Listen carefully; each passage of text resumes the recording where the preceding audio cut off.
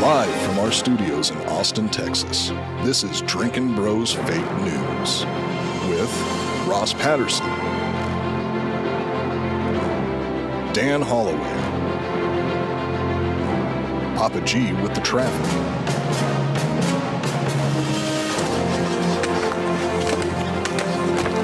How you feel? Not good. Yeah? field reporter Hot Bob, and Delco Dan with sports. Welcome to Fake News. Yeah, welcome to Drinkin' Bros Fake News, everybody, bringing you the realest, fakest news of the week. I feel good today, D'Anthony. I feel spry. I don't know why.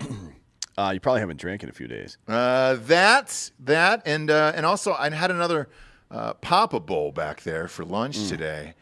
And my God, they're delicious. This was another bowl of just toppings. And I really want to commend Papa John's on that. Not a sponsor, but with that Papa Bowl, you almost kind of want them to be. I think it would be good to replace, instead of having, sometimes I'll get a taco bowl, right? Mm-hmm. Which is, not get one, but I'll make one, which is just taco meat, cheese, salsa, maybe some avocado or something like that. And I'll eat chips on the side with it. But I think these pizza bowls with some nice, I'm not going to mention the brand name, but some nice chips would be better than just bread, like having a normal pizza. Yeah. Crunchy. I would say it was delightful. Do the sort of Italian nacho situation, fry some pasta. Yeah, you could do that. You could take the lasagna noodles and just fry them up. Yeah, those are maybe those are the little bow ties, farfalle or whatever. Farfalle, yeah. Farfalle. Just calm the fuck down, dude. What's the matter with you? Farfalle. I'm drinking a cold brew. I'm having a good day. Are you're drinking beer? No, I'm drinking a cold brew. I wish I was drunk today, but Why not? You've earned it. Hot Bob closed on his house today. Oh, I didn't know that you had actually He's a accomplished real that. live homeowner again in the Austin area. So cheers. It's a tough time out there right now, Bob. You got in just under the wire. right I feel like. under the fucking wire. And look, I'm gonna be getting pretty fucking bombed on like Saturday, but I'm still like packing and shit tonight. So life sucks. Okay, got it. Life sucks ass. I tell you, you're not getting more bombed on Saturday than I am. No. Not one fucking prayer, bud. Or like our first story, the guy from the first story, Bob. If you could pull up that picture for us, it would be amazing.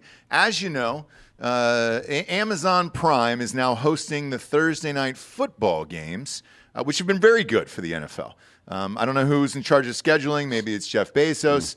So far, we're in week 3. They've been really great matchups. Tonight is actually an old school rivalry between the Browns and the Steelers at 8 p.m. on Amazon Prime. Not a sponsor, but we want them to be.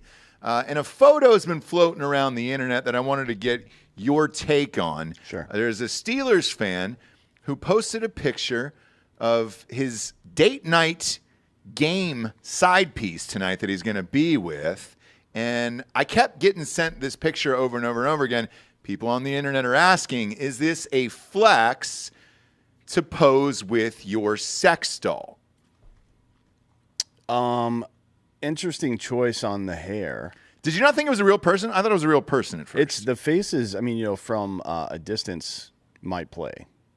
Yeah. Well, the screen is 30 feet away. It is. It's so far away, it looks like a real person. No, it definitely doesn't look like a real person, but it does. Bob and I were fooled. I was fooled. It looks more like a real person than most sex dolls I've seen. It does. This is a really good sex doll. So that begs the question, because we know how much these things are, right? Yeah. So we spent $2,000 on ours. That one's probably $5,000 or more, if I had to guess. Well, we got, I think, 30% off with the sex doll. So it would have been $3,000. Yeah. But that's a really great sex doll.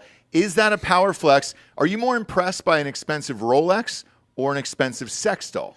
Well, really, it's about drip is about it's about That's the first time in my life I've heard you say the word drip. Yeah, well, drip is about personalizing something. Some people like cars, some people like shoes, watches, some people like sex dolls, right? So if that's the choice you're making in life, that's your luxury item, right? Yeah, show it off. Why not? Actual drip. He's peacocking. Actual drip. Man. Yeah, I mean, actual drip. I mean, he's peacocking with the fucking green, bright-ass hair, too. He's not trying to obfuscate the fact that this is a sex doll. Not at all. And he's obviously, but he's proud, too, that, like, Sure. Hey, dude, game night's tonight. Can you put the picture back up, and let's take a look at her hand and see what's that's going on. Can you zoom in on the hand, Bob? Sure, yeah, Bob. Can you do that? It looks like a French tip.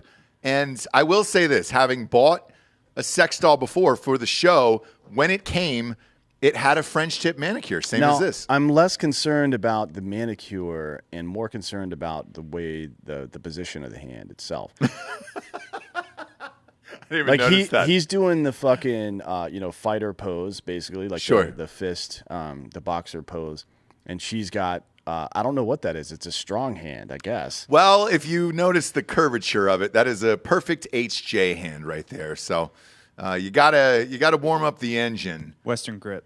That is a Western grip. grip. That is not a continental grip. No. That's a Western grip for sure. That's a Western grip before. Rarely seen and or used, but when it is, you obviously applaud it. So with this guy, pop one more time on that picture, Bob. With the fist next to her face, it's also nice for the NFL because they're trying to get away from the domestic violence issues that they've been going through. At least if you're going to do it, and if you're a Steelers fan, because I think the Browns are actually going to win this game tonight, you might as well take your anger out on a fake doll than a real woman. Yeah, this might be a solution for a lot of their problems. Instead of telling people to count to 10. Yeah. Just buy a sex doll and beat the Christ out of it whenever you feel like it. I agree. And then maybe at the end of the game, instead of interviewing somebody like a Tom Brady or whoever is the player of the game, you say, look, congratulations, here's a sex doll.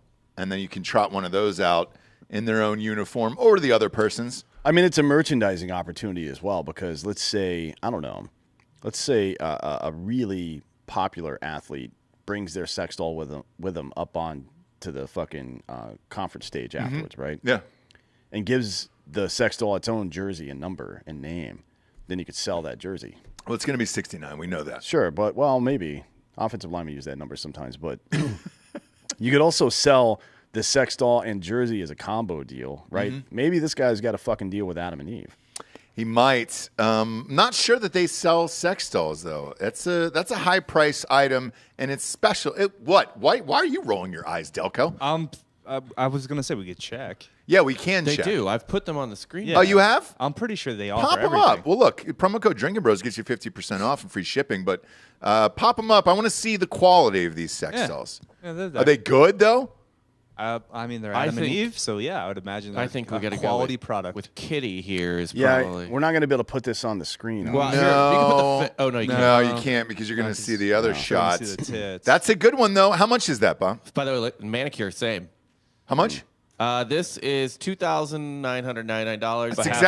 That's exactly. It's all right. The same one we bought. Well, was that price too. I'll tell you what, that does sound like a lot of money, but it's quite a bit less than you're going to lose in the divorce. half off. It is half off, so you get 50% off and free shipping. And look there. at that hole. Boy, that is something to believe in. It's a very realistic vagina. Did not get that photo when we bought ours on the show a few years Now, ago. are you able to take a picture of somebody's vagina and send it in and go like, this is the one I want? Because I know you like. I think so. Your grandmother's was like, you've got a picture at your house. Sure. I mean, we've got it framed. It's a painting. But R.I.P. Well, sometimes I think they do R.I.P., the obviously. mold, right? Yeah, they will. Now, look, you need to look a little closer to where I've moved it. The beehole. Man, that is It's a pretty accessible.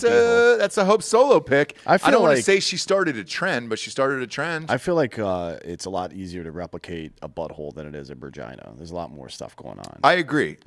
What's that pose, Bob? The one that's where she's lying on the floor. Oh, this is after Ray Rice has knocked her ass out. So they want to make sure you know that it's fine for you to assault The sex doll afterwards. Yeah, there's no look. It's a victimless crime. It You gotta really get is. after it now. There's only one left in stock. I understand. Oh, is there put that up there? So there's a feet pic too. Man, they're really going all out at Adam and Eve. That one you can show at least. Okay. What are the studs in the bottom of that I thing? think it's for a stand. Yeah, so she stays relatively in place. Oh, so you can put her back in your trophy case when you're done. Correct. Yeah. Yeah. You're fucking shadow box. Well, it's a fuck trophy. You know, that's what it is. I think a baby is a fuck trophy. Oh God. No, that's what they're called. Yeah. I've heard that before. Yeah, we can show this pic for the full body. All right, yeah, there we go. All right, now let's see the legs, because everybody complained about the legs just when we had the legs on the show. Yeah, maybe zoom in or there we go. Do that. Okay. Don't go to another picture while it's live. Yeah, definitely not. Oh, she's got a little bit of a fucking swollen foot there. So that's what people complained about when we brought our sex doll on the show. Yeah. Was it 3 or 4 years ago? And everybody was like, man, I could get into it, but the legs were weird. They're kind of hot dog legs. The hands and feet were both swollen. all bent up and weird. Yeah, well, I understand the hands. Well, it looked like King Charles a little bit. Yeah. But yeah, zoom in on those legs, Bob. Let's see that, because those are kind of weird looking there. Is there any way you can pop get it up on screen? Is there any way we can get a fat one and then complain about it being fat all the time? Yeah, you 100% for a more realistic experience. Yeah, pop in, zoom in on that, Bob. So, put that on screen. Yeah, so here's what I think the problem is. If upper calf looks okay, but once you get down into the ankle area, it doesn't really taper that much. No. Yeah. No. I mean, those maybe, are some cankles. Maybe she's just skipping leg day. Maybe. Which is a problem all on its own. Yeah, for women. For men, obviously, it's beach muscles only, and that's kind of it. But, yeah, if you're out there and you want one, there's one left, you said? One left in stock. Son of a bitch. So, all right, now that name's Kitty. Or no, her name is Kitty? Well, what's the government process to rename your sex? It's $150. You just go down to the courthouse. Okay, cool. Yeah, you drag it down there? Well, I wouldn't recommend dragging it. You're going to damage the doll. Put it in a wheelchair or something like that. Then you can pretend it's a real person, and if somebody tries to challenge you, you're like, hey, handicapped. Hello. Yeah. You know what I mean? Bob, definitely don't show that butthole shot right there. But I like that they went there with it, because if you're going to spend $3,000 on a doll, you want to see all these positions. You know what my favorite part of this? Lot. My favorite part of this is it was somebody's job to pose the doll like this. What's this one, Bob? What do we got? What do we he's have having here? dinner and drinks. No fucking way. No, she's making the dinner though. She's bringing the drinks. No dude is gonna fucking have a fantasy where he's cooking for the woman. Come on, man. This isn't the bear. Yeah, I understand it. So man. It's like a combo easy bake oven sex doll situation. Sure, you just put the ingredients in her belly and it spits them out later. All right, so my final verdict is this. Knowing how much these things cost, I think it's a flex. I don't know why they're making fun of this guy. No, because to be honest, the one he had looks like it's probably even more expensive than No that. shit. So, I mean, dude, that's a big boy purchase. Like, and you can also watching the game with your best friend. Beyond just the flex, you can also demonstrate your value to real women. Like, look how much care I'm taking of my sex doll. Yeah. Like, I'm willing to spend a lot of money to be satisfied, and that should speak to a female, I think. It sure should. Now, the French manicure, I don't really understand, because that's coming on all of them. And I guess maybe that's the way to separate it. I know on the one we bought, you could swap out the eyeballs. So there was 2 different eye colors. So you could pop in green eyes and blue eyes on ours. No, you just keep the eyes out. Oh, God. Why would you do that? You want to bird box it? Yeah, more holes, baby. Oh, gross. There we go. Bob. Yeah. You just close on a house for your wife and child, you know? Yeah, they don't need to know. Yeah. Now you're talking about fucking eye holes. He's actually going to keep the old house, and it's just going to be full of eyeless sex dolls everywhere. He lied to his wife. He's like, yeah, I sold that house. Nope. You go in there, there's 184 sex dolls stacked to the ceiling. Just a flop house full like of a pile of bodies. Yeah, why not? Hard to top that story, but we got a lot of them here. I've got another thing before we get into all this shit. God. So yesterday at around noon, I believe, 12:30, something like that, we got an email that a kid at Kane School had written in, I think it was the bathroom or something, that he was going to shoot up the school on Thursday, right? So this is Tuesday this happened. Okay. And they apparently found it after school hours. Cops show up, blah, blah, blah. But they didn't notify any of us until midday in school the next day, right? Okay. So I feel like I'm workshopping this, just crowdsourcing, because I don't know.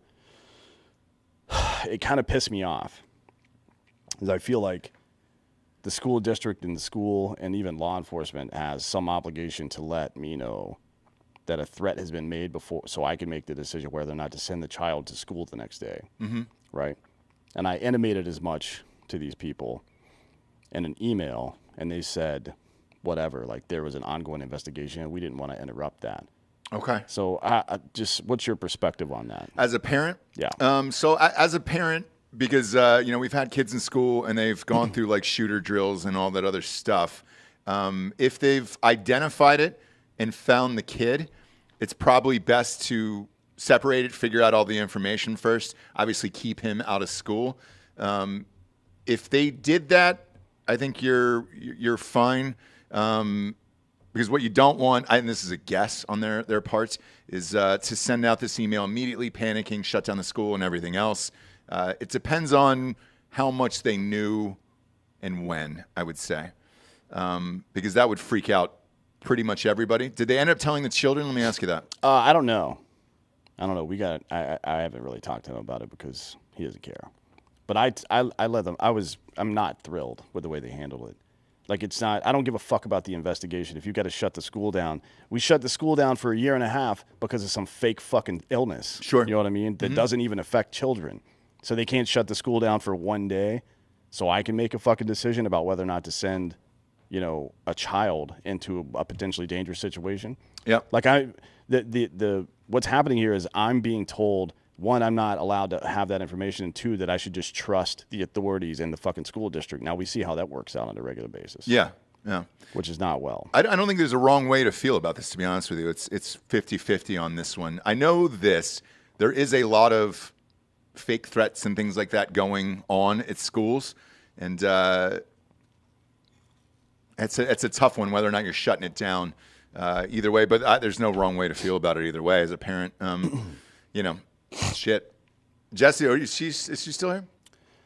She bounced. Yeah.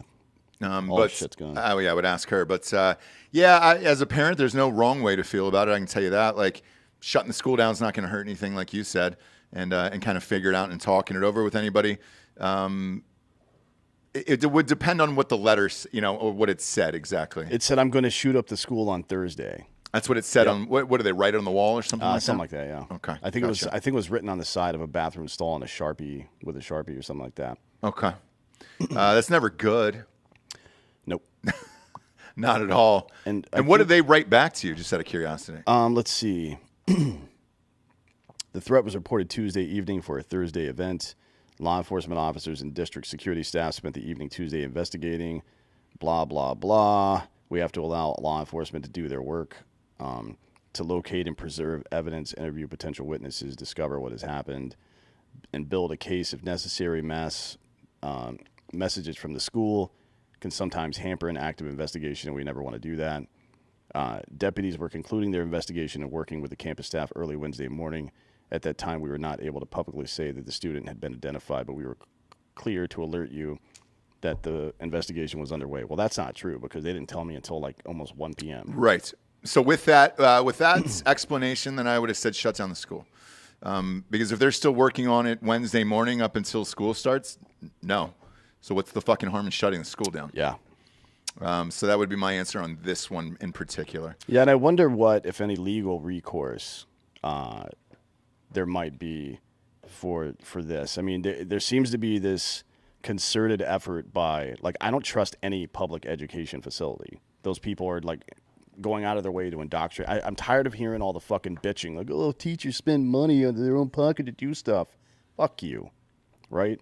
Like, you've been put in charge of children, and your response to that was to do shit, have private, like, and any adult that's having a private conversation with a child that's not theirs is wrong. Like, I'm entitled to know everything that child knows, right? And this is essentially what's happening. It's they think, they believe that the state is a co-parent, right? That the public school system is a co-parent. Fuck that shit. Well, I will say with this. So with the emails, that goes through the school and it's not the teacher. So they don't have anything to do with that. And the reason why... Well, no, the reason I brought up the teacher is because teachers have been teaching children fucked up shit, right? So they've lost the trust of the public, in my opinion. I mean, look, in this issue, I would have said shut down the school. Yeah. That's I emailed him yesterday and I said, he'll be returning to school and you can explain to me why you fucking did any of this shit. And they explained why. I think they're wrong. So now I'm going to pursue some kind of other action, and we'll see how that goes. Okay. I'm Yeah, probably let us gonna- know I'm in that one. I'm going to go. I'm going to show up to the school board meeting probably. I think it's in October, and that'll be fun. Yeah. Probably wear a GoPro for that one. Those are always a blast. And they've got the camera overhead. Been to many of those school board meetings. Those are fun. The next story, not so fun. We got a liberal terrorist who's out there. This is a crazy story. He ran over a kid. What state was this in, Bob? North Dakota. North Dakota, that's right. North Dakota. So with this one, man, I read this story, and this was one of the wildest ones I've ever read. We'll go through it here because he just got released on bond. A North Dakota man who allegedly admitted to fatally striking a teenager who was walking by his car because the pair had a political argument, was released from jail on Tuesday after posting a $50,000 bond, which is not a lot of money for a murder.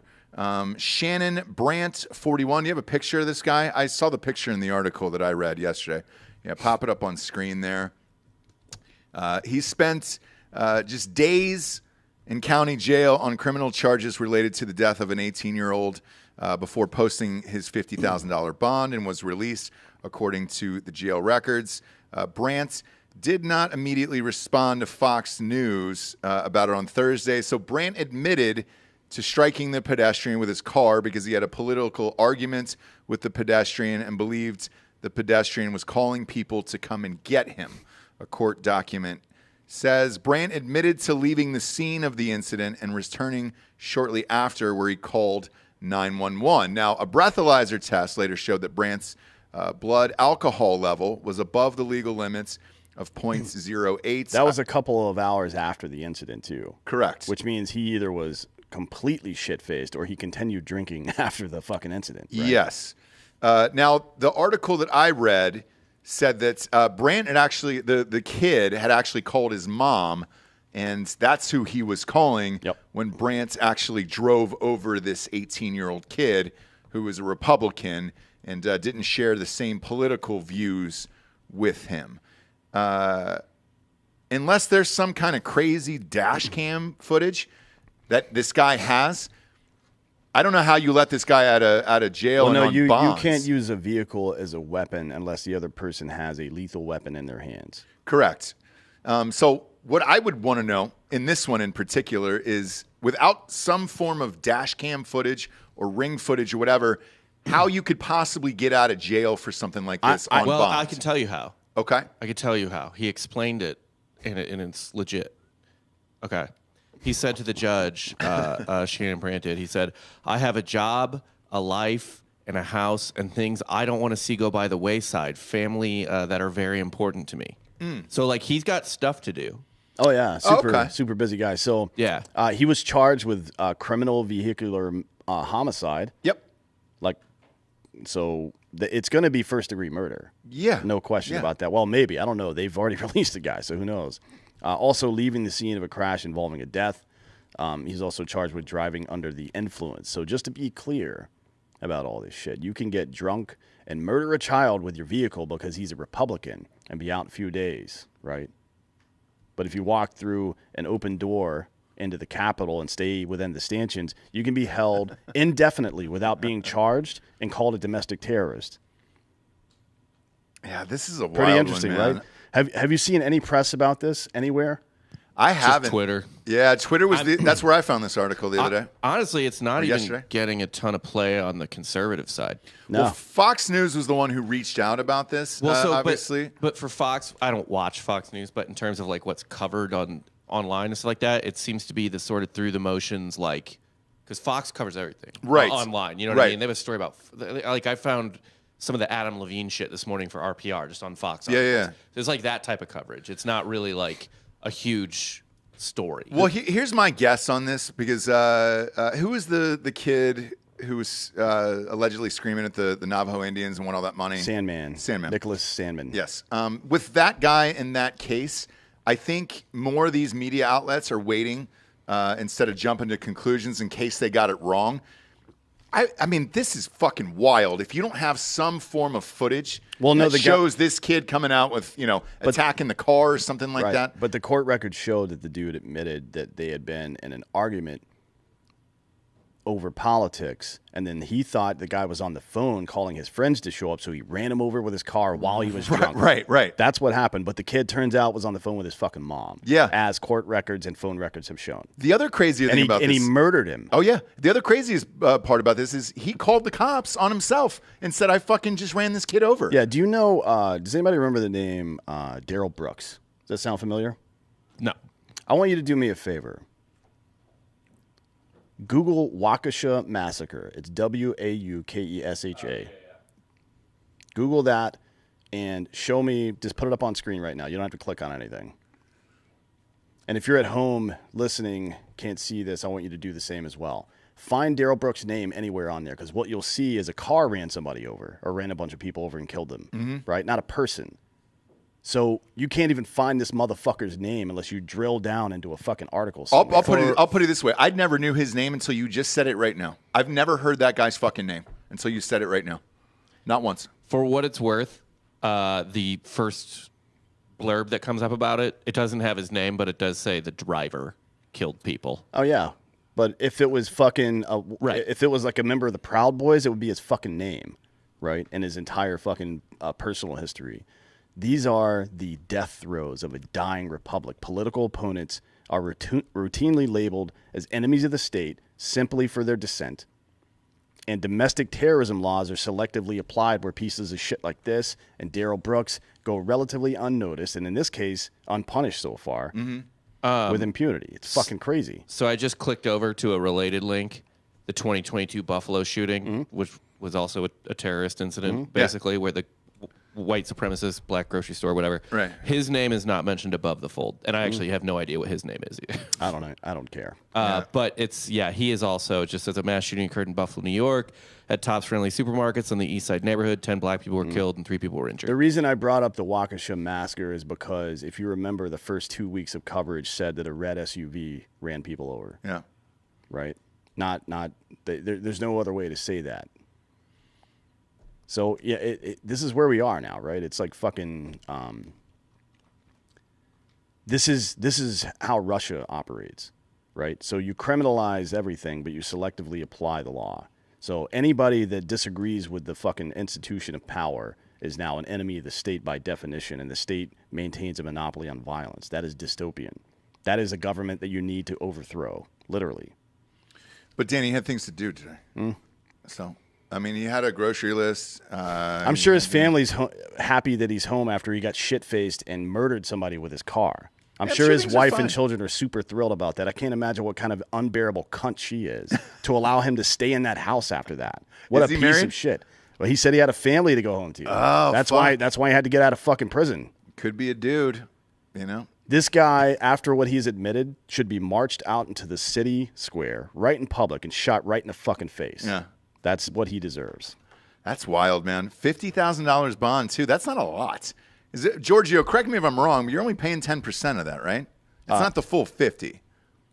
No, a bond is... is it the full amount? If you use a bail bond. Yeah. It would Okay. be 10%. I have not quite aged to the point in which every old black man is also a certified legal attorney. Okay. I'm not quite there yet. Yeah. Well, are you calling yourself an old black It's man? a Dave Chappelle joke. All right. But you're a white man, and I don't know if we can say that today, Giorgio. All right? Wrong day to choose it, okay? Definitely not white in the eyes of some people. That's true. That's true. It's questionable. You can pass for a lot of things. Next up, Russia has got a new master military plan. Russia on Tuesday paved the way for the formal annexation of swaths of Ukrainian territory, backing referendum plans in areas of Ukraine its soldiers control, in a direct challenge to the West that could sharply escalate the war. And what appeared to be a choreographed request, Russian-backed officials across 15% of Ukrainian territory, an area about the size of Hungary or Portugal, lined up to request referendums on joining Russia. The self-styled, this is your favorite city. Donetsk. There you go. And the Luhansk People's Republic, Yeah. the DPR and LPR, which Putin recognized as independent just before the invasion. and Russian-installed officials in the Kherson and whatever the fuck that word is regions have asked for votes over less than 24 hours. So this isn't a new plan, by the way, because if you recall, about a week or two after this whole thing started, this is exactly what I told you was going to happen. Right. That they were fucking going to push further into the country, and then at some point they were going to hold elections or referendums or whatever you want to call them and try to annex Donetsk and Luhansk, because that's what they want, natural gas right there. Yeah. That's it. So this whole thing about how this is the fucking most impressive, greatest counteroffensive since World War II. No, it's going exactly to plan, right? Because Russia doesn't give a fuck about saving face in public. I mean, you can see, like, Putin's not even hiding what he's trying to do. Anybody that's in a cabinet level position or even in the government in any way that talks shit mysteriously falls down some stairs or out of a window. Another guy yeah, got like killed last night. just this week. Yeah. So it's like 10 dudes so far that are like major people in the Russian government or military that have just fucking, oops. I guess they're real clumsy over there in St. Pete. They you know what are. I mean? Like, get the fuck out of here. But this has been the plan the entire time. Russia's plan is to chip off a little bit at a time, right? Because they know the West can't stop them. Mm-hmm. That's it. And they took fucking territory in Georgia under Bush. There was a lot of blowback, so they waited until fucking bitch ass Obama was in office, and they took Crimea, and then they waited for bitch ass retard Biden to be in office, and now they've taken the fucking east side of Ukraine, right? And they'll wait a couple more years for some other bitch ass president, and they'll take some more, probably in the north, just below Belarus. That'll be the next move. Yeah, and Bob, is he back there? Oh, he had to use the restroom. Well, the guy who killed himself, by the way, I think nobody kills it was like by off falling a downstairs. building, or was no, it? like people have been allegedly jumping out of windows. That's what I heard. Nobody kills themselves by jumping out of a fucking window. You man. know, go jump out a window. In Russia, you will either drink yourself to death or gunshot wound to the face. That's how you do it. Yeah, but you get a little bit of excitement when you jump out the window, right? I don't know that. Like, A thrill. There's a thrill. There's that 2 seconds of thrill of like, am I gonna make this or not? No. You know you're not going to make it, but you at least, it's like a roller coaster that you're going to die on. It's that light air that fills your lungs of excitement. They're like, oh, so close. Yeah, Yeah, it's skydiving, but you don't have a parachute. it depends on how much confidence you have. I believe in myself. I think I would make it. Yeah, but the goal is to kill yourself. It is, but in a way that you might live. You know, it's kind of like strangulation, where it's like I might die, but it's but I might I live. just- You want Kaleidoscopes. one last cheap thrill. Crash. Yeah, and then boom. just fuck a prostitute without a condom. Then you don't have to jump off a And building. then jump out a in window. Haiti. Yeah. Oh, okay. Or Simultaneously. fuck her and then grab her and you both jump out the window. I don't That'd be know. fun. But this is Like Batman. This when he, this just exposes all of the Western propaganda that's happened about this war. If you just pay attention and understand what's happening in geopolitics, somehow I support Russia because I can see with my fucking eyeballs. No, they're a bunch of cunts, and what they're doing is wrong. I'm fine with that, but what they're doing is working also. Yeah. You know what I mean? Nobody was like, if somebody had told you in 1942 that, Hitler's not making any progress in Poland, come on, man. You would have looked at him like they were fucking crazy. Yeah. Because he was dominating the area at the time. Putin is a piece of shit. He's going to continue doing this stuff for a couple of reasons. One, because and the West is running this like crazy propaganda campaign for a couple of reasons. One, they already knew Russia wanted those regions, and Russia telegraphed it by Putin, before this invasion even happened, declared those areas Russian territory because 65 or 70% of the people that live there are Russian. No. You know what I mean? Two, the West are doing all this propaganda because they know they can't stop Russia from taking it. There's nothing they can do about it unless we deploy troops there, and we're not doing it. And the vast majority of people, as I said, there are pro-Russia or actual Russians. So, I mean, it is what it is. Just let's stop pretending that all this stuff isn't going as planned for Russia. I mean, no fucking war is perfect. You know what I mean? And by the way, commenting that they're achieving goals doesn't mean that I support what they're doing. I just want to be clear about that, because all these cunts in the media will fucking frame it that way. Yeah. I don't think it's going as planned, and I'll tell you why. I don't think they saw these casualties coming at fucking all. Maybe not the casualty numbers, but Russia doesn't give a fuck about They that. don't care about their own people, and it's the same I get way. that. It's the same way with like Iraq too. It's They why just don't care. the first fucking let's call it 250 to 300,000 people they sent in were conscripts. They weren't even like professional military people. You know what I mean? Like this is canon. They're fighting a war that's so ancient that it doesn't make sense to people anymore. But we've seen all this shit before. You send in cannon fodder, you send in pawns, right, to bog down enemy defenses while you take the territory that you want. This is a fucking classic movement. So yeah, it's working exactly how they wanted to. And now, finally, we can move on to the next part where they're calling up 300,000 veterans. Yeah, and we'll get to that right after the first sponsor. But Bob, to Dan's point, it's the same thing. When you don't care whether or not your citizens live or die, your soldiers live or die, that's the tough part, where you're just like, oh, all right, well, great. We'll just keep shipping in more people because he doesn't give a fuck if they live or die. I understand how Russia fights wars, but there's still a difference between, I mean, like, they've lost more people than they lost in Afghanistan, and they're fighting basically the same war, the same style of way. Like, they didn't expect, they've lost a 10-year war's casualty amount in less than a year. Yeah, but they don't care, though, is the difference. Like, they just don't care. We care over here. Putin doesn't care. Putin doesn't care. Well, but you take the United States, we care if our soldiers get killed over here. Yeah. But over there, Putin doesn't give a shit. Also, their war in Afghanistan was primarily fought from the air. You know what I mean? Yeah, with choppers and shit. Like Hind helicopters. They were just lighting villages up and shit. And Spetsnaz. They sent professional military people there. It was a whole different situation. This is just like throwing people into the fucking meat grinder. Yeah, and we'll get to that right after this first ad read. It's GhostBed, ghostbed.com/Drinkin Bros.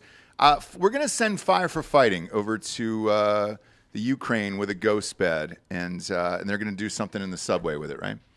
They're all going to get on the bed and sing in a subway. I mean, whatever they're doing, it's definitely saving the world. And we've talked to GhostBed, and they're cool with it. They're like, hey, what can we do to help Ukraine? And I was like, well, they need a mattress in one of the subways for Bono to sleep on, or Five for Fighting or whatever. And they're like, we can do that. Let's do it. So they're there because they're the best mattresses on the goddamn planet. 30% off and 2 free pillows right now. That's the big boy offer. 30% off the mattress and 2 free pillows. The pillows are just as good as the goddamn mattress. They're luxury pillows. Once you have them, a listener was here yesterday and he goes, dude, I can't not travel with this pillow everywhere. And I was like, dude, I get it. We're the same, best in the business. I got the cover right in front of me there, which if you're doing butt stuff, that's fun because you're going to keep your white mattress clean. And there is no option on the colors. Sorry if it sounds racist, but it's just only a white mattress. That's it. White mattresses matter. 40% off that bundle package, dog, if you get the adjustable base and the mattress combined together. It's got a super sleek remote with it, so you can go into book mode, TV mode. It's got flashlights, USB ports on it, all the things. It's amazing. And then at the bottom of the screen, if you want, you can fill up your entire car. You can get the sheets and all that stuff. Just type in the promo code Drinkin Bros at checkout, and that'll give you 30% off everything you put in that cart. Yeah, if you're a Russian aristocrat and you're about to be thrown out of a window, make sure you land on a ghost bed. Yeah. Elijah Hill in the chat said that. That's a good ad. And I'm sure they'll love it. Also, they have a 16-month pay-as-you-go program. No interest as long as you have decent credit there. And all the deals that I mentioned are applicable with that. And you can walk out of there with a brand new bedroom set for about $25 a month at ghostbed.com/Drinkin Bros. Next up, there was a U.S. general who was chatting about Russian troops, and I sent this thread to you yesterday on Twitter. I don't know if you have it, Bob, or you can pull it up. It was really fascinating. I wanted to get your take on it because, as you mentioned earlier, they're sending 350,000 veteran Russian soldiers now to Ukraine for this war. And the general's name is General Mark Hertling, former commanding general of the United States Army Europe and the 7th Army. Seven Nation Army? Yeah, maybe. Wrote a Twitter thread giving his assessment of recent Russian troop deployments and quality. And I kind of wanted to go over this with you here because he discusses the difference between weapons familiarization in lieu of qualification, low training standards, fewer training resources, and so on. Yeah. He also talked about Russia's tendency for most troops to get training at their units and not in basic training. Yeah. And So- most of these guys are only going through like 2 or 3 days of basic training, Correct, yeah. where you guys are going through 10 weeks. And what the difference is and how these guys are going to get slaughtered. And I wanted your take on that. Yeah, I mean, so he's definitely right that Russia's army is not great. They have a 1 million person standing army, 1.2 million, I think, something like that, technically. But it's like there's a couple of good visuals you can think about. So remember 300, where he's like, you only brought 300 people, and he goes, how many soldiers did you bring? He's like, what's your job? I'm a farmer. What's your job? Whatever. Sparta, what's your job? And they'll say whatever the fuck. It's different, right? Most of these people are not soldiers. They're just fucking dudes in uniforms.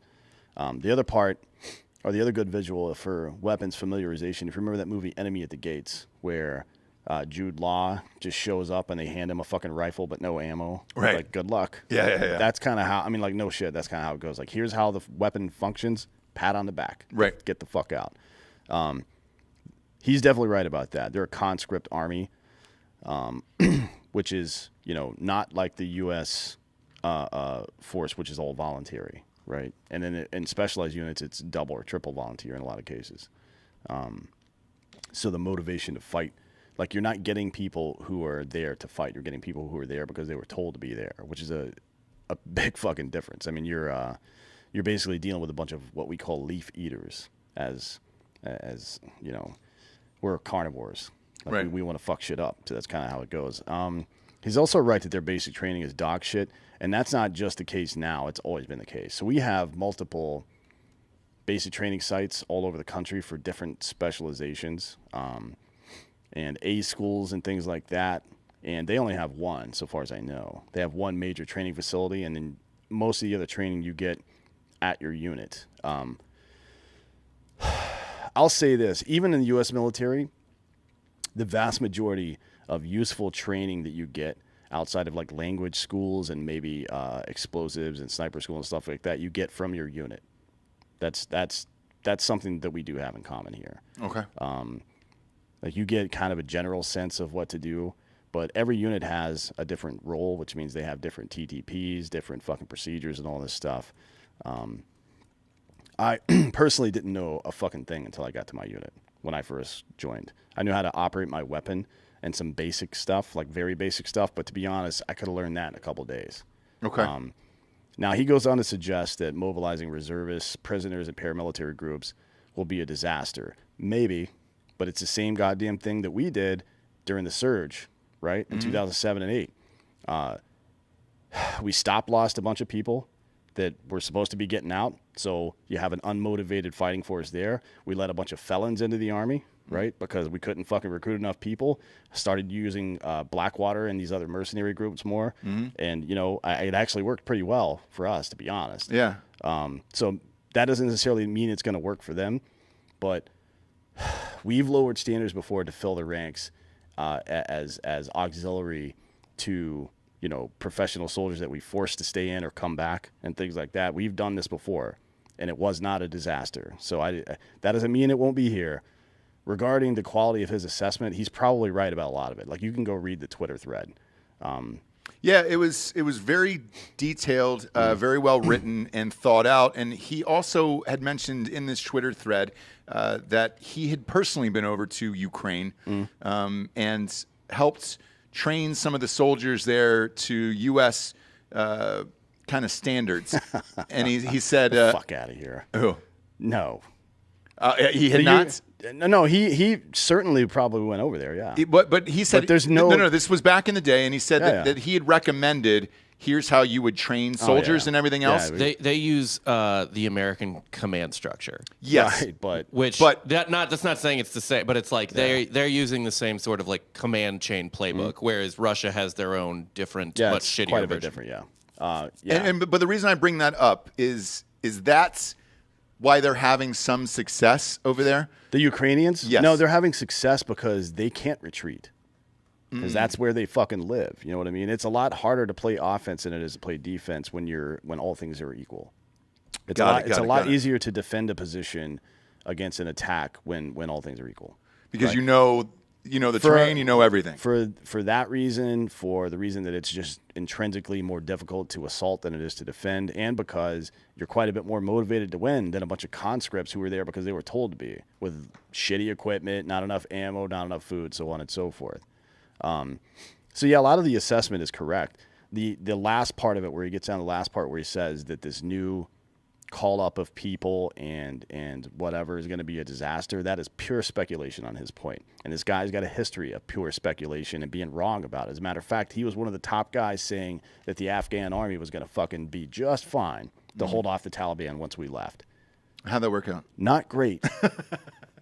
He's like the military consulting he's done over the last couple of years has been absolutely horrible. So take it for what it's worth, I guess. Okay.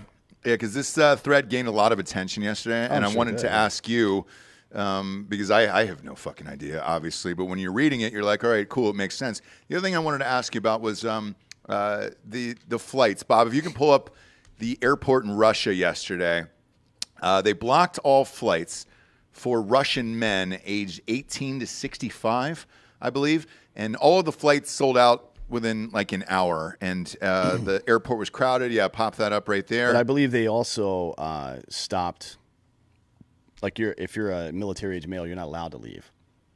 Okay. Or at least they're trying to implement that, which, by the way, Ukraine did the same goddamn thing at the beginning of the invasion. Got it. Just to be clear. Oh, that's right. That's right. They did, Those train stations. The trains, yeah. Where they were, and if you recall, just to give you a sense of just how quality the government and the people of Ukraine are, if you were a black person and you try to get on that train, fuck you, get off my train. Yeah, that's exactly what happened. So that's exactly what happened. I'm not really thrilled about sending billions of dollars to a fucking fascist, racist regime, frankly. Right. This is just me. Like, let them figure it out. It's not my fucking problem. We don't have to intervene in every goddamn war that happens. I agree. Now, with this, the interesting part of this for me is the 350,000 veteran soldiers that are going to fight for Russia. And it led me to this question that I wanted to ask you today of, if you could go back, knowing what you know now, to go and fight in a war again, would you? If the war was worthwhile, yeah. Right. So let's say it's worthwhile. Would that be fun to you? Like, do you think these guys, part of them is just like, oh, shit, this is like, we getting the band back together? Sure, yeah. I mean, it depends. I don't know what their morale level was. The Western either presumption or propaganda is that they're getting sent to the front lines and shit. My expectation is these new guys, these veterans who are getting called up, to go secure the Donetsk and Luhansk areas, right, and maybe reinforce the Crimea area. I don't think they're going to continue assaulting through the country. Okay, gotcha. That's speculation on my part, but it wouldn't make sense for them to continue to assault, because then you're getting now you're getting to a place where we're starting total war. You know what I mean? That's I don't think that's what Russia wants. It would be a huge mistake if they did that, and they would fucking lose really quickly. But with that, let's say Putin is dying, like you see all these reports, right? That he's got cancer. I mean, I've seen some of the footage where he can't control his hands and feet during some of these interviews and everything else. What would he have to lose by just going full nuclear on all of this shit? Because he doesn't care. Well, see, these old machismo cultures, like Russia and Latin America and shit like that, they really care about their legacy. That's why they do all this shit. Like, he really believes, like, it's fundamentalism. He believes that Russia deserves X, Y, and Z, and he's going to be the guy to deliver it for them, right? So it's like there's nothing. And he references Peter the Great a lot. Yeah. He wants to be Peter the Great, Stalin. It's like that's the biggest part of this. That's his motivation for all this, and the West does a really poor job of reading into that, in my opinion. So you heard him mentioning nukes the other day. Yep. And because he did it again yesterday as well, yeah. And in response, he says it's in response to threats from the West, and the West is like, "Oh, I didn't say nothing." I tell you right fucking now that this is equivalent to like a fucking two toddlers fighting. And one of them says, he hit me. He's like, I did not. Right. I guarantee you back channels from the West into Russia are telling them, if you don't calm the fuck down, we're going to have to do whatever we got to do, right? Making these fucking vague, threatening comments towards him. And he's like, fuck you. I got nukes too, bitch. Yeah. Because with this, the media over the last, I don't know, let's say 8 to 10 hours is kind of leading with these headlines of victory or nukes. Putin backs himself further into a corner. It's because, and look, there is some non-zero chance that they're correct that he wants total war and to take over all of Ukraine. Nothing he's done so far tells me that's the case. From, like, there's something called preparing the battlefield, right? So you establish supply lines, you do propaganda, you set up partnerships with people in the area or businesses in the area or whatever it is to make sure that once the war starts, you can continue to do it. You can tell from battlefield preparation what somebody's goal in that battle is. And the first thing he did, aside from putting, troops around the border in the first place, was to declare Donetsk and Luhansk Russian territories. The first thing he fucking did. He telegraphed it. It's exactly what they're trying to do.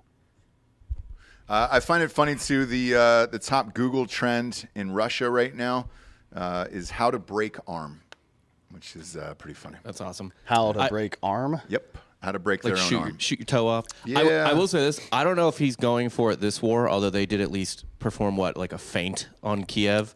Well, it's again like, but this is like pushing off of somebody and then pulling your weapon out. Right. But But the point of it is, though, the original name of Russia, right, is Kievian Rus, the Rus people. Kiev was their original capital. Kiev's like, 600 years older than Moscow or something like that? 800... yeah, that's about right. I mean, so with the way Putin's obsessed with history, which he is, Kiev is, if it's not a goal now, it's not. He wants Kiev at some point, I think. I agree with that. Yep, but not now. He's not stupid. Like, the guy didn't fucking get where he is by being dumb. We'll find out. It's interesting, and the reason why I ask so many questions is because I'm curious. Because obviously you know these strategies of war and everything else, whereas I don't. Think about it from this perspective. So, in addition to securing the two eastern sectors of Ukraine, where there's some of the largest natural gas production in the entire world, what has he also done? He's weakened the entire European energy sector. Like, they are fucked there. So the next time this rolls around, the last one, Crimea, was 2014, and it's 8 years later now. 8 years from now, whether he's still alive or it's somebody else, Europe, from an energy perspective, is going to be even more fucked now than they are, or then than they are now. Yeah. Which means they're either going to be without the resources that they need to conduct war and protect, like NATO and shit, to protect that area, or they're going to be fucking back in Russia's pocket. You know what I mean? Paying exorbitant prices for natural gas. Because this fucking renewable shit, it ain't happening in 8 years, buddy. No. Not one fucking prayer. Not even close. So 5 to 10 years from now, when he does what Bob's talking about, which is press further west, the West in general is not going to be prepared to deal with that. And it's going to be a lot easier for him to do it. Yeah. Next up, could Herschel Walker actually win? If he's running down Congress with a fucking football, this would be awesome, dude. Herschel Walker, who many call the Black Cleavon Buford, which is a callback to my movie, FDR American Badass, is now reading dead even with the margin of error in every single poll. And if you believe the Atlanta Constitution Journal yesterday, AJC, Journal-Constitution, he's up by 2. And that's our local paper down there, and they're pretty right on. Granted, his counterpart is an absolute lunatic, which begs the question, are we more comfortable with a lunatic or an imbecile? Yeah. And I don't know. I think I'm comfortable with Herschel, dude. When you come out and say, I'll debate you, because he's going to debate Warnock. I've got the clip. Oh, you do? Great. Play that. This is hilarious. This is a lot of fun. Go ahead and play that. There we go. Okay. Preparing. I'm this country boy. I'm not that smart. And he's that preacher. He's a smart man. Wear these nice suits. So he's going to show up and embarrass me at the debate October the 14th. And I'm just waiting. I'll show up and I'm going to do my best. There it is. Preparing. That's great. That is old Cleavon Baybridge Buford. Do you want to play that clip? Can we play that? I don't care. It's the clip.cafe one. If you want to pull that up. It's I think I'll suck as many dicks as it takes. No, that's the one that's on YouTube already. Oh, is it? Yeah. This one is when he first introduces himself as a repube. Oh yeah. I haven't seen this in a while.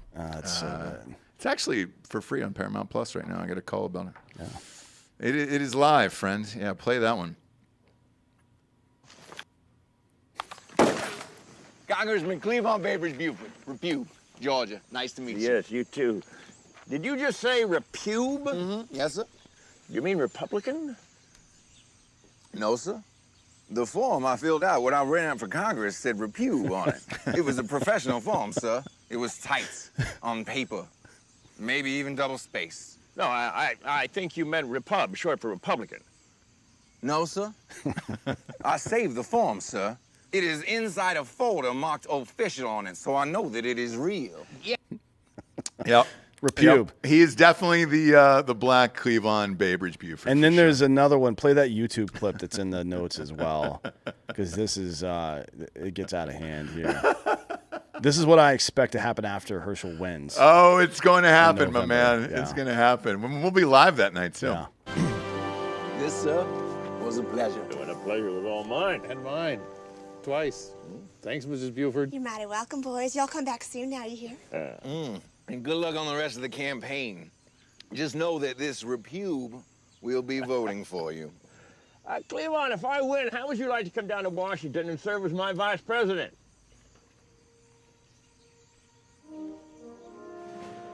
Of the Hot Tub Committee. Are you serious, sir? Well, yes, we can always use a good Repube like you on the other side of the aisle. Sir, you have no idea how much this would mean to me. When I was a little boy, I put a magic hat on a snowman, and he came to life. I blacked out. I got all dizzy and fell over on the ground. And when I came to, I looked up, and the sky was filled with different colors. We were flying through the air together, kicking our little legs. We were free. We were free. I have that same feeling right now, sir. Just say yes. Yes. Yes, sir. Yes, sir. And, sir, don't worry. We will get you the great state of Georgia. I can promise you that, sir. Even though this is a state filled with rebukes, I will take my wife to every single town. She and I will suck as many dicks as it takes to get these votes, sir. That's how much you mean to me. The experiences we had together, I will never forget. Just being friends, you know, not in a gay way, just a politician to another politician, you know, just sharing a warm bath together. I will go door to door and ask each and every person to have a heart and vote for FDR. I will do that, sir. I will do that. All right, I don't care if we ever get monetized again. Yeah, me neither. Fuck that shit. Me neither, dude. We Me made like neither. fucking $2,000 from YouTube last week. Fuck them. Worth it. We paid like $2,000 over the course of 7 years. Who cares? But this whole thing with Herschel Walker, is it the smartest or the dumbest thing?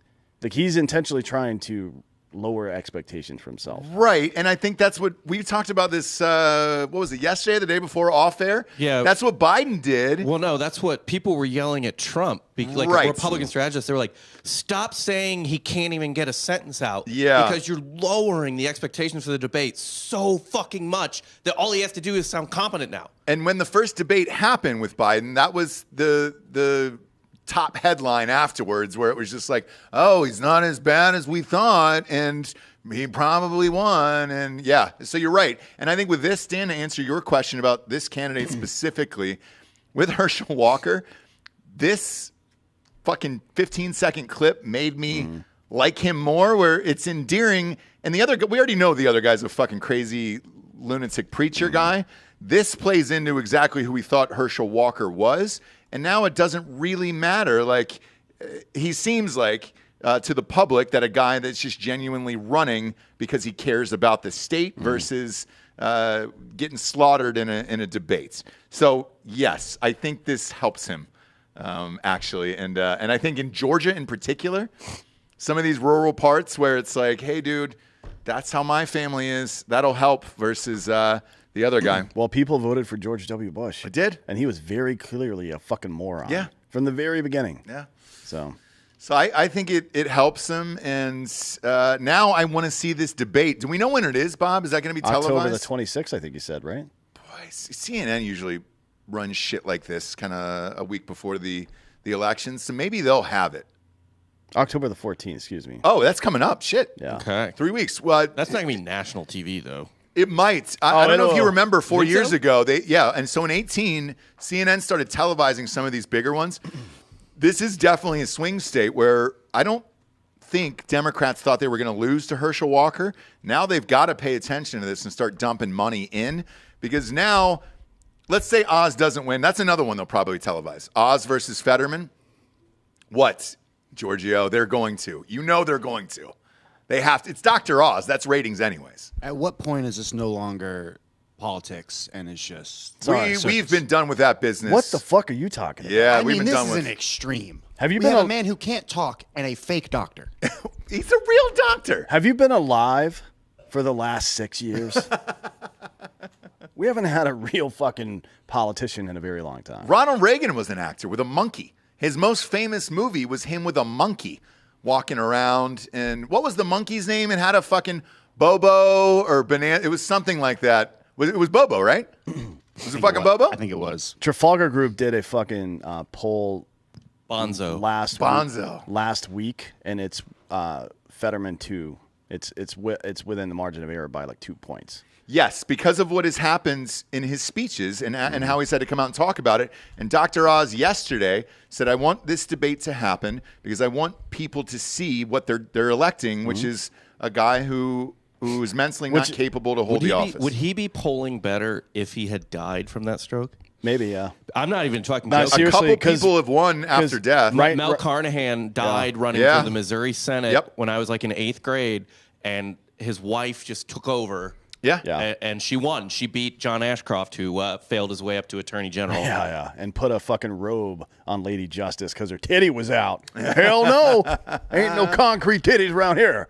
I think it's bad for Oz that his number one value proposition is at least I'm not dying. Right? It's a pretty good slogan. It didn't work for Trump. That's true. And are we sure he's not? Who, Dr. Oz? He looks fit. Fit as a fiddle, that guy. He looks like he's had some fucking Botox. For sure. Sure. But a man his age and of his stature, he's a doctor. He knows other doctors, Giorgio, all right? I'm sorry that he's not your doctor, all right? But he's America's doctor. A lot of people are calling him America's doctor. No, I don't think anybody says that. Well, maybe two people have said it, okay? It's me and my mom. Me and my mom have said it's America's doctor. I mean, he served in the Turkish military, so that's cool. Did he really? Mm-hmm. No shit. The Turkish land forces, whatever the fuck that is. Did he serve food or actually he was in it?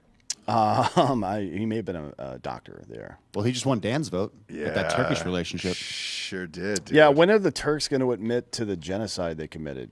Which Never. one? Well, the more recent one, I guess. The not Lebanese. What was it? What is it? Armenian. Armenian genocide. The Armenian yeah. genocide. Ooh, Yeah. we get in big trouble for saying that in Turkey. Do you really? Yeah. Yeah, Turkey, their Turkish government and every politician in America are completely full of shit. As a matter of fact, Dan Cummins, our buddy, did a time suck about this. I listened to it while I was getting this tattoo. Oh yeah, that show's great, by the way. He's a friend of the show. He's been on numerous times, obviously. Yeah, I liked him. I don't know what's gonna happen with all this shit. I don't know what's gonna happen with Oz or Herschel Walker. I think November 8th is gonna be a blast that night. The live show. I think Walker is definitely going to get elected, and I feel pretty strongly that Oz will as well, unless something bad happens. We'll see how this debate goes. Yeah. Or if he does it, do you think Fetterman will even do it at this point? The debate? Yeah. He already signed up for it, yeah. I know. Now, But what they're if- doing like closed captioning or some shit. Live closed captioning to make sure.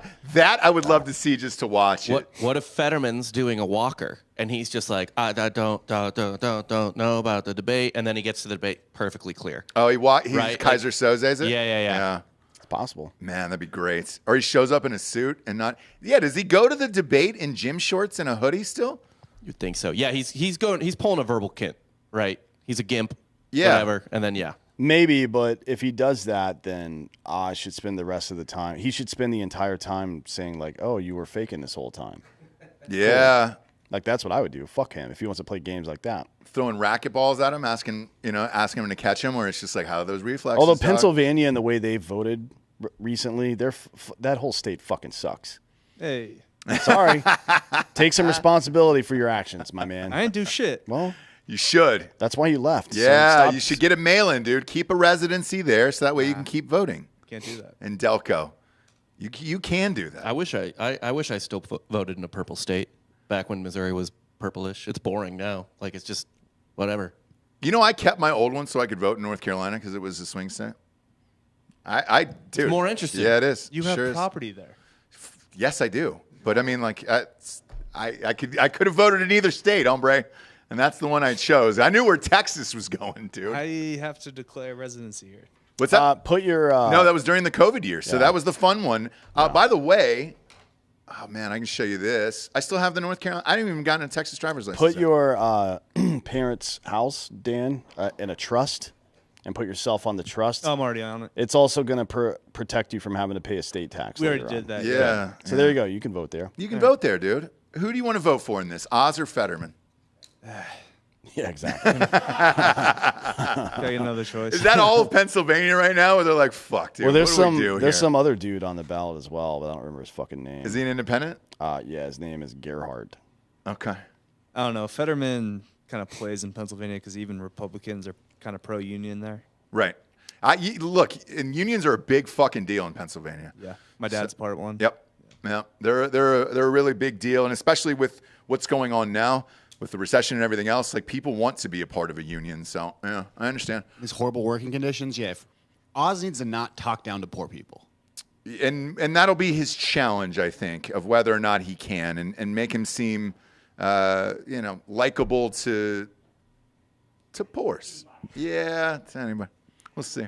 I've never actually heard him speak outside of the TV show. Have you? No, I won't. If there's any way I can avoid it, I'll avoid it. But wouldn't you watch that if it was on and it's going to be closed captions? I just want to see if the captions match up with what he's actually saying. I'll Fetterman. watch Fetterman's opening remarks just to see if he's still retarded or whatever, and if he's not, then I'm definitely not watching that shit. Okay. So. But if he is, you're in for the whole thing, right? I am. If he is, I'm probably gonna take some mushrooms and just laugh at him stuttering. Or you could take some edibles from dietsmoke.com. Let's go. THC gummies that provide the perfect medium high. 10 milligrams of THC in every single gummy. Best in the biz. I don't know how this is legal, but it's awesome. And it gets shipped right to your house. It's a little plastic jar, no matter where you live. So I live in fucking Texas. Hot as shit. I know I've said that a million times. Still shocked that today's the first day of fall and I got to coach soccer tonight in 105-degree weather. At least the King Cobras are 1-0 and we blanked them 9-0 last week. Let's go, Cobras. But with that, Daddy likes to take a little 10 milligram to go night-night with because I got problems sleeping. Huge fan of these guys. We're actually working on our own products with them. That's Drinkin' Bros related with these guys that should be out in a couple months here, and I'm amped. So if you have one of those edibles from another company or like another state or whatever, you don't really know how much is in every single one. These are exact. They've never changed. They don't fucking melt. I don't know what the technology is in the goddamn plastic thing, but like they've sat out on my porch for like 2 days before I got them, and they're super fucking cheap. I think I got 3 jars last time. It was $90, and then the promo code Drinkin' Bros, and that was 90. So I got 90 for 90 in there, and then the promo code Drinkin' Bros took 20% off there, and it's fantastic. And they just ship them right to your house, and it's totally legal. Now, if you're at a job where you get drug tested, there's THC in this. You're going to piss hot. I'm just giving you a heads up, as I want to be honest with you there. If you have to drug test, yes, it's a real THC gummy, so don't do it. But if you're not, these are the best in the biz, and you don't have to fly to whatever weird fucking state has the marijuana laws or whatever. These will just ship right to your house. Go to dietsmoke.com. Use promo code Drinkin' Bros to get 20% off everything. Again, that is dietsmoke.com. Promo code Drinkin' Bros to get 20% off everything. on their THC gummies. The beauty of them is, too, if you order multiple jars like I do, they take a discount on that anyways. Don't worry about it. Type in that promo code at the end of it, and you'll still get the 20% off on top of whatever crazy deals those guys are offering. I literally cannot stress enough how much of a fan I am of these guys.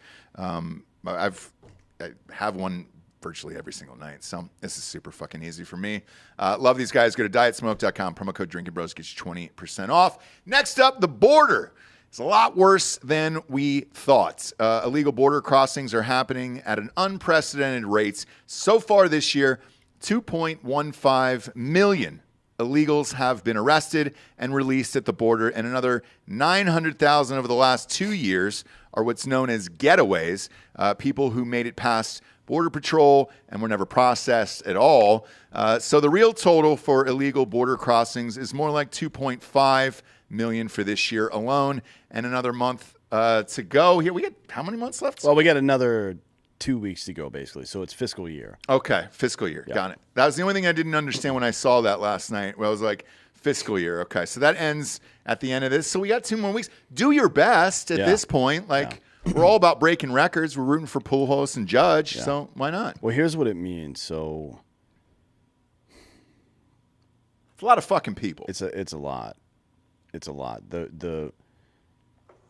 In fiscal 22, so I guess that began, October of last year? Correct, yeah. To the end of this month. 1.75 million illegal immigrants entered the country. And in fiscal 21, that number was 1.5, for a total of 3.25 million since Biden took office. And now they're lost in the ether, where the government has no idea where they are or any intent to do anything about it. Mm-hmm. These are just the ones that are unaccounted for, by the way. So it's 2.5 million from this year alone, and we know that about 40% of them are showing back up for their court date. It means 60% are not. That's 1.3 million people. And then you add the 450,000, right, that are, the getaways. So 900,000 over 2 years. I'm just simplifying it. 450,000 for this fiscal year.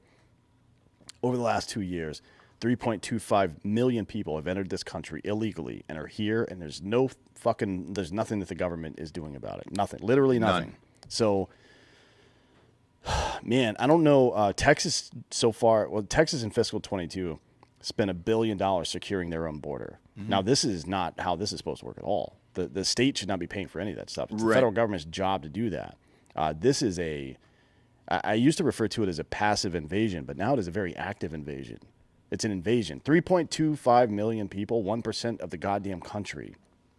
1.1% of the people that are in the United States today came here illegally in the last 2 years.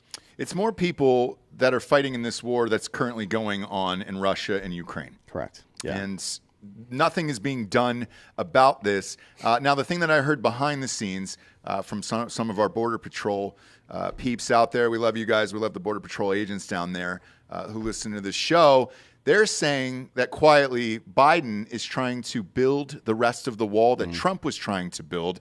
And they've sent in some pictures.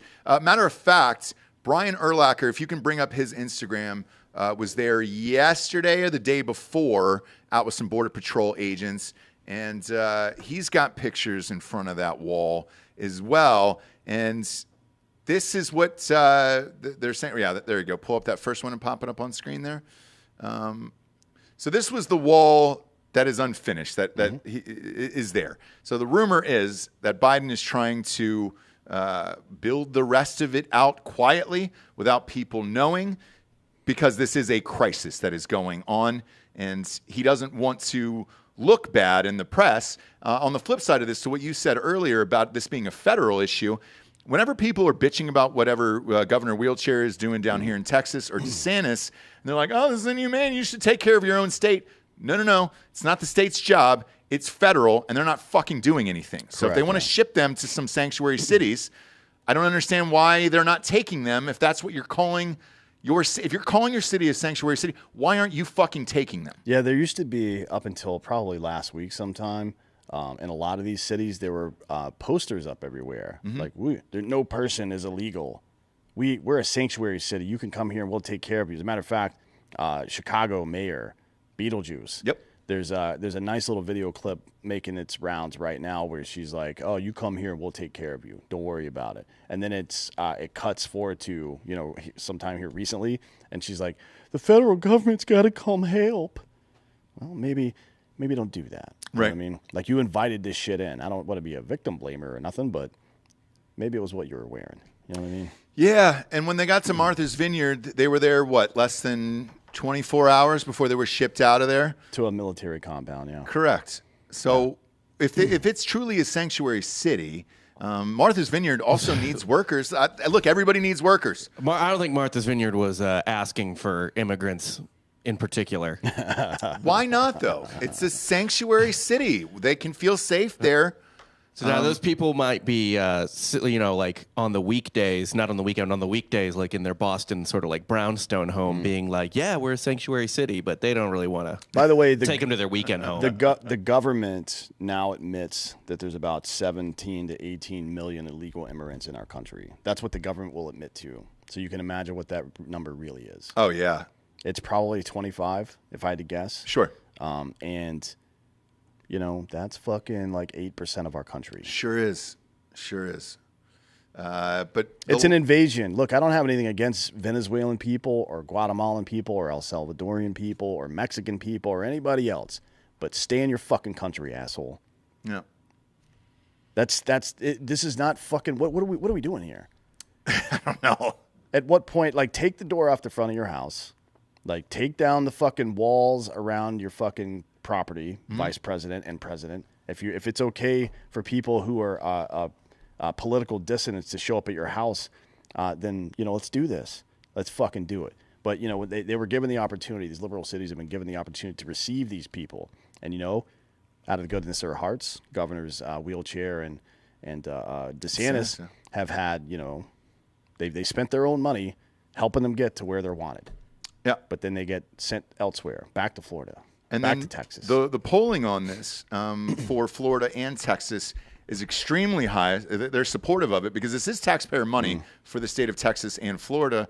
And I think it was something like 82% supported it. So it's going to get them both reelected, whether you like it or not. And congratulations, you're not doing the right thing once they get there, or saying you are who you said you were when you guys were running in these fucking sanctuary cities. So what's the problem?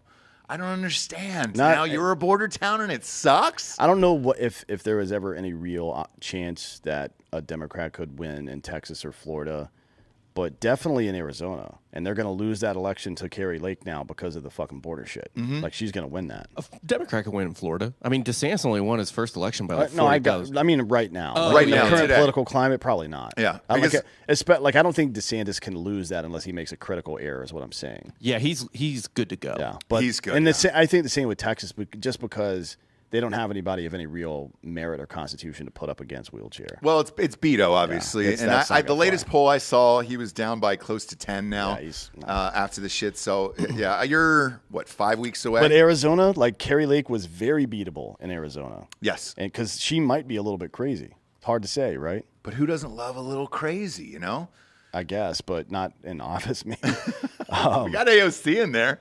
Yeah, I'm not a fan. It's a box full of crazy now. I'm not a fan of that. But Marjorie Taylor Greene's in there. Just for context, if you're having political discussions with your friends and you're talking about humanitarian rights and things like that, you can ask them straight up, do you think it's okay that about 3.5 million illegals are loose in our country right now, just over the last 2 years, that the government's not tracking on at all? And if they say yes to that, then you never have to speak to that person again. Yeah. Because that person's a fucking moron. Or you can invite them over to their house and say, look, I got a few of them in the truck.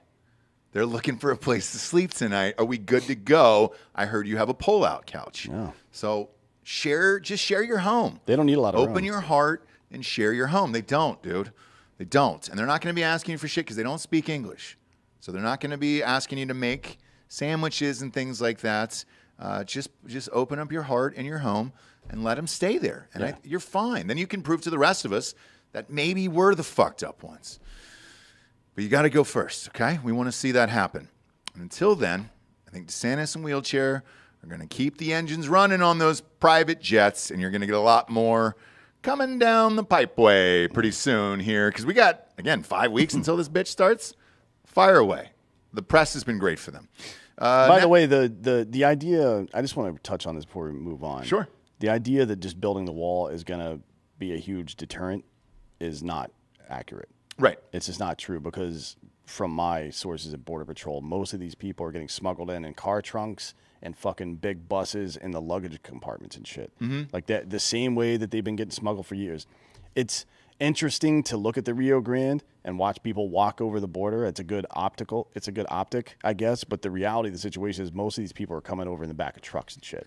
You know what I mean? It's just not true that building a wall is going to stop all this. And I think, I will say this, from a psychological standpoint, if we're going to use our media to build propaganda for like Ukraine and shit, and build Zelensky as a hero, why not put the media to work for this and say, hey, we're building a wall. It's dangerous. We got fucking drones. We got all this shit there. Don't come over to this country. Yeah. We got people lined up with machine guns at the border. Like, use it for that, if anything, because I think we should, like, if you want to build the wall and maybe even electrify it, I'm fine with that. Make it 40 feet tall and electrified. Put some seismographs there so you can see underground and make sure people aren't tunneling under it and shit. And then, for the bodies of water, maybe throw some crocodiles in there. I don't know. That'd be fun. Like, fuck them. Yeah. Just stop breaking the law, asshole. That's it. That's all you got to do. Sorry it sucks in your country. Maybe have some fucking balls and fix your own fucking country instead of coming and polluting mine, asshole. Next up, California is making medical misinformation illegal. A California bill designed to combat disinformation and misinformation on COVID-19 by medical professionals passed in the state Senate on Monday evening. The bill could see doctors and other medical professionals who spread COVID misinformation or disinformation face disciplinary action for unprofessional conduct from the Medical Board of California or the Osteopathic Medical Board of California. Can we get some applause? Yeah, we sure can. I'm feeling it today. I told you at the top of the show, dude. Feeling it today. Some days I'm on, some days I'm off. I feel on today. I feel good, spry, like I said at the beginning, which could include having their state license suspended or revoked. The bill AB 2098, that's a lot. That's a mouthful there, was introduced by Democratic State Assembly member Evan Lowe in February. The bill defines disinformation as a misinformation that the license deliberately disseminated with malicious intent or intent to mislead. What does that mean exactly, D'Anthony? It describes misinformation as false information that is contradicted by contemporary scientific, contrary to the standard of care. So the science, right? But who is the science? It's whomever they decide it to be. These laws That's exactly what I thought. These laws are written in vague ways on purpose. So a group called Physicians for Informed Consent filed a lawsuit earlier this month seeking an injunction against the Medical Board of California, citing First Amendment rights. The group said in a statement it wants to, quote, protect the free speech of all physicians in the state and calls the bill's definition of the word misinformation, quote, hopelessly vague. Just to be clear, what we're seeing here is the state attempting to criminalize dissent in the medical community. That's what that is. And not just among the population, but amongst the professional experts who are there to inform the population, regardless of what the state might think. So criminalizing speech under any circumstances is problematic. But when you're attempting to force consensus in an unsettled science, that is dystopian. I agree. That is like these states that are like in Canada. What made Jordan Peterson famous is they tried to pass a law that would compel people against misgendering, as they call it, or dead naming, or whatever the fuck else. Like they passed a law that said it's illegal to do that stuff, and he told them to go fuck themselves, and rightly so, because that's the correct answer. The state doesn't have a monopoly on information or rightness or science for sure. I mean, this is the fucking dark ages. This is the fucking the church and state working together to keep Galileo from saying that the earth is at the center of the fucking universe. It's happening all over again. Are you fucking kidding me? And not only that, with this, who is the science? Like, who gets to make these decisions, and why should we believe them? Gavin Newsom. Great. Anthony Fauci. Yeah. Those are the people. And those are the people you want, right? Sure, because yeah. they've been telling the truth the whole time. Yeah. The whole time. While he was at French Laundry, having a fucking $2,000 dinner. That's who I want to believe in. And I think that's what's happening in particular California with this shit. Like, fuck, dude, do they change textbooks after that to reflect this? Because, if you're looking at this, 5 years from now, right? This is such a massive deal around the world that killed millions of people. Sure. This will be taught in schools. Well, it wasn't, though. What wasn't? So, like, the recent fucking studies that are coming out show that about 90% of people who died with COVID died with it and not from it, right? Right. So they were incidental deaths. Right, they died of heart disease or something else and happened to have COVID, and all of them got counted that way. That is not at all what happened over the last 2 years. I agree, but that proves my point of when you teach this in schools, who's going to be the deciding factor of what goes into these textbooks and how this is thought about in history? The state. And I don't mean California, I mean the state, like the government. The government of America will decide that. And this federally or state-wise? It'll be a mixture of those two, sure, but it's in either case, it's extremely dystopian. Like, this can't be how things work. It's not supposed to be. I mean, this is literally the Dark Ages. This is what's happening now. Like, you're being told by the state to ignore all the evidence and to suppress your own dissent, to self-censor. It's called manufacturing consent, right? You build all these social pressures. You censor people for saying stuff. You punish them, and in addition to the actual punishment, you create layers of social punishment, like people losing their jobs or losing their friends or being thought of as stupid or whatever the case is for simply having the temerity to question the state's messaging. Not good. Not good at all. And it also dovetails really nicely with the last story about the World Economic Forum, which we'll get to after this Drinkin' Bros. Absolutely, because we got the Drinkin' Bros store. That really helps the show. Go to drinkinbros.com, click on the store, and they pop that picture up, the new shit. Yeah, I like that. We're doing a live show Saturday in Knoxville, from right outside of Vol Navy, next to Calhoun's. If you want to come down from the Tennessee-Florida game, we will be there, probably setting up around 10 a.m. The reason I'm saying this is if you're out there and you want to buy one of those new white tees that we had yesterday, I was sent by a listener. You type in your section, it tells you what to wear color-wise as far as the checker goes for the orange and white. Ours came out as white yesterday, so I'm going to wear that white Drinkin' Bros t-shirts. They're available in the store. They're brand new. Those are awesome. It's got a nice established date on there. And we got a ton of new merch in the store all the way around. The hats are back in stock. I just got the new Flex Fit here. Love this because I got a huge head. And it's got snaps on the back. And that way it fools everybody. And people think, oh, my God, he's wearing a normal snapback like the rest of us. No, dude. It's a Flex Fit on the inside, which is nice. And it makes me look like I'm a normal person. But really, I have a huge head. And these are some of the many items that you can buy in the store.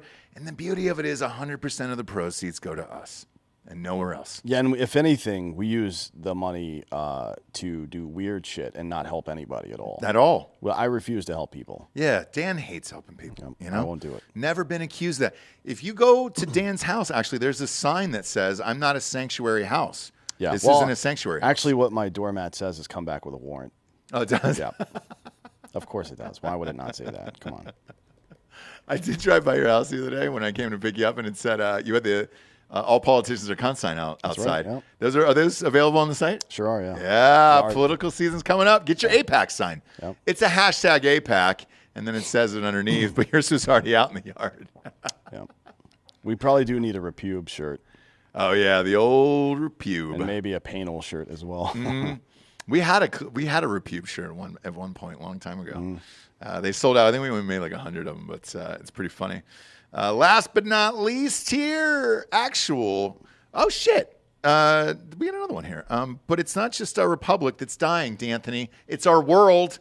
It's our world that's dying. A recent publication by the World Economic Forum finally admitted what we've been saying for years, that COVID-19 was a test to see how easy it is to fully control all of global society. So there's an article, I believe it was, let me check. I think it was the 19th of September, actually. Yeah. Published. 14th of September. So I read this. About 8 days ago, this got published. And what it says It's called My Carbon, an approach for inclusive and sustainable cities, which is the gayest shit I've ever heard in my life. But let's move on. So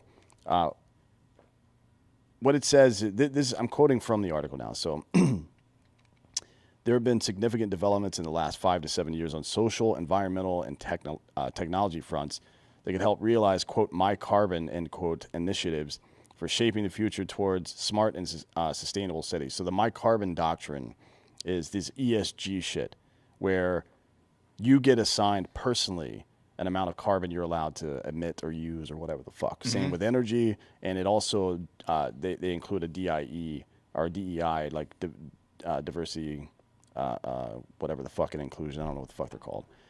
Excuse me. So the first point in their analysis is, and this is a bullet point, COVID-19 was the test of social responsibility. A huge number of unimaginable restrictions for public health were adopted by billions of citizens across the world. No, forced on, not adopted by. Very big difference there. There were numerous examples globally of maintaining social distancing, wearing masks, mass vaccinations, and acceptance of contact tracing applications for public health, which demonstrated the core of individual social responsibility. So they're reframing this dystopian horse shit, this authoritarian forced vaccination, shutting down people's businesses, developing technology to track their movements and shit like that as some kind of social responsibility measure. They're trying to redefine what it means to be socially responsible. And if that's not bad enough, here's the next one. This globalization that we've been talking about for the last fucking 10 years, really, is having the precise effect that we expected it would. A global police state, right? So here's the second point that they make. Fourth industrial revolution technology breakthroughs. Advances in emerging technologies like AI, blockchain, and digitization can enable tracking personal carbon emissions, raise awareness, and also provide individual advisories on lower carbon and ethical choices for consumption of products and services, meaning how much energy you're allowed to use, how much food you're allowed to eat, and what, right? Which is already going on in some countries right now overseas. These people are the fucking enemy, and they have to be destroyed. They have to be removed from the fucking planet, right? If our government had any sense at all, it would declare the WEF and the people who run it as enemies, like global terrorists, and fucking execute them on the spot. These people all have to die. So when I read this article, the first thing I thought was why we still haven't gone after China for this at all. We kind of just accepted the WHO official who went over there, and they wouldn't let him inside the lab, and they were like, no, there's nothing to see here. Nothing happened here. If maybe we weren't in on it, because otherwise, how could you have a disease that just gets out around the world, kill 8 million people, and everybody just kind of be magically cool with it, including our own government? I don't really get that. Well, if I think Sagar posted a recap the other day. Sagar and Yeti posted a recap the other day of the timeline of the lab leak theory and how it first became a theory, and then Fauci tried to shut it down, but then FOIA requests show his email traffic, which is back and forth between certain people trying to determine if, did we fuck this up? And then some private conversations that happen that we don't have access to and things like that. I would recommend going to watch it. I think he posted it on Tuesday, if I'm not mistaken. Yeah, you can just sort through his stuff and you can find it. Fauci, at least, and the NIH are 100% responsible for COVID. Right? Like they funded gain of function research. There's no question about that. And the prevailing theory is that the lab leak theory is the correct one. Right? Like there's emails from other scientists to the NIH with him on it that say that COVID is inconsistent with natural evolution. Right? That it was created. Right. And then he immediately after that email, he emails somebody else that had something to do with it. Trying to check on. Did we have something to do with this or whatever? Right. Like, come on, man. Of course we have stuff to do with it. Well, do you think, let's say Republicans gain the House and Senate and all that stuff, No. do they do a whole, you don't think so? Why? What makes you think that Republicans are better than Democrats? I don't. But so why would you assume these, like, Lindsey Graham is one of the ranking Republicans, right? Right. He is a fucking political operative. He's not a public servant. All of these people are political operatives, and their idea is that all these people are fucking stupid. You know what I mean? So we've got to tell them what to do. We have to tell them what to do. Otherwise, they'll all die. So you don't think that in any way they'll go after this and try to get to the root of the problem? And the reason I asked this, I saw Fauci getting grilled by Rand Paul the other day. And I was like, maybe after this is all said and done, they'll drag him back in like he said he would after the Republicans win the House and really go through all of his shit. Not one fucking prayer. Okay. Nope. Because you think they wanted to know the answer too? I don't think anybody really wants to know the answer because then they're going to be responsible. So let's say you're a Republican. Let's say you're an establishment Republican senator and you want to hold hearings on this, and you can establish that the U.S. government was complicit not only in the development of COVID but in its unintentional release. It does still seem like the releases was unintentional, but then used it as a test market because there's like this WEF thing admitting that their plan the whole time was to use this as a test bed to see how much they can manipulate people, right? Now, all this stuff comes out in public and it's in black and white now.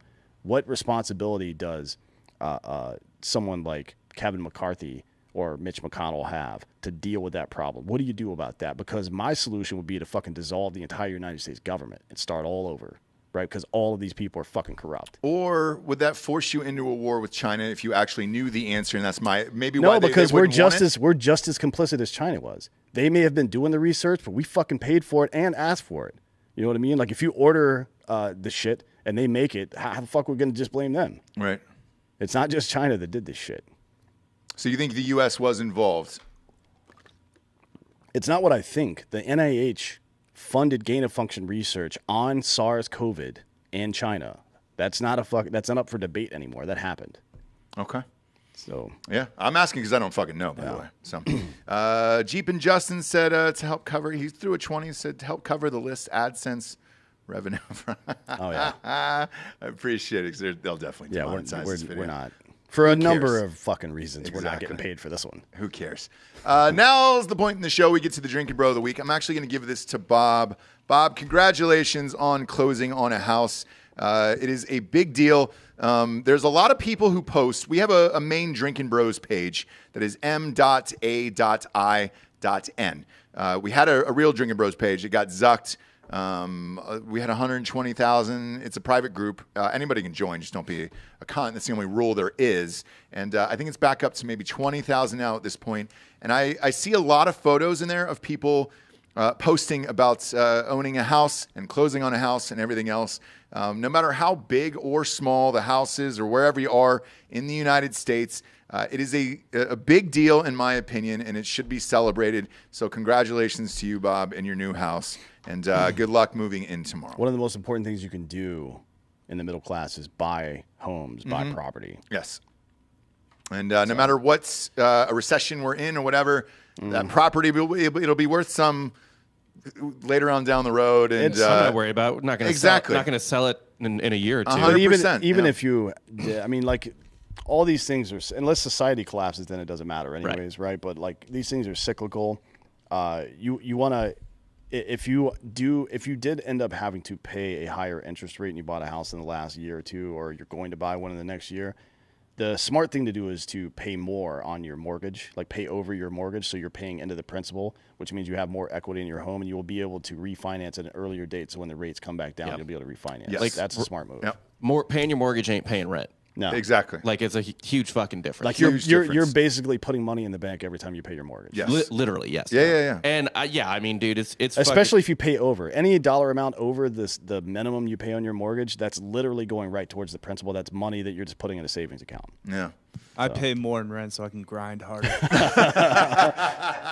Is that Gary V? Is that Gary V? Play on expert mode. Jesus Christ. But congratulations, cheers. Appreciate and I've it. seen a lot of people in the Drinkin' Bros main page posting pictures of their houses and everything. It is still a big deal to this day. And congratulations to Bob. Have you sold your place yet? Yes, it is under contract. Nice. So after I close next month, I will praise this realtor for all that she's worth. And I'll say this, you know her. A lot of people in the United States know her. It's a fun one. You'll like it. You'll like it a lot. And I'll be amped to talk about it. So it's supposed to, I think, October 17th. So if I'm super, super hungover on the 18th, you'll know why. You'll definitely know why on that one. Because we did buy a new house and we were in between. And that's real fucking hard, dude. Carrying 2 mortgages fucking sucks. But yeah, cheers, Bob. And cheers to everybody at home. Join us if you're in Knoxville, Tennessee on Saturday. Again, we'll be doing a live show next to Vol Navy down there in Calhoun's, and there's free endless hard AF seltzers, so come get trash with us there and celebrate life in college football. Damn it. For D'Anthony Holloway, I'm Ross Patterson. This is Drinkin' Bros Fake News. Good night, everyone.